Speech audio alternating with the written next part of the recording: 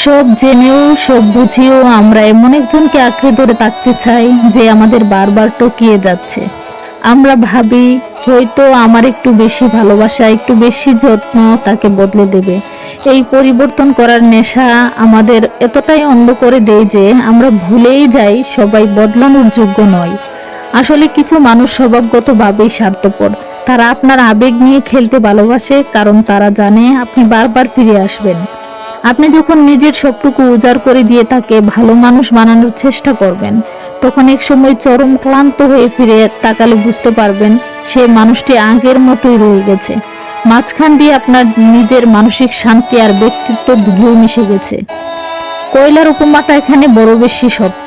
আপনি হাজার চেষ্টা করলেও কয়লা যেমন তার কালো রং হারাবে না, তেমনি একজন ধোঁকাবাজ মানুষও তার স্বভাব বদলাবে না।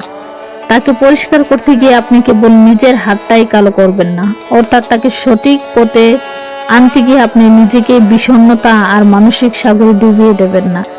তাই সময় থাকতেই সচেতন হওয়া জরুরি। যে মানুষটি আপনার মূল্য বুঝে না, তাকে বদলানোর চেষ্টা করা মানে নিজের অমূল্য সময় আর আবেগ নষ্ট করা। তার চেয়ে বরং সেই হাত ধুয়ে পরিষ্কার করে নিন এবং এমন কারোর জন্য তুলে রাখুন যে আপনার স্পর্শের মর্যাদা দেবে। মনে রাখবেন, জীবনটা অনেক ছোট। ভুল মানুষকে শুদ্ধ করতে গিয়ে নিজের সুন্দর বর্তমানকে বিসর্জন দেবেন না।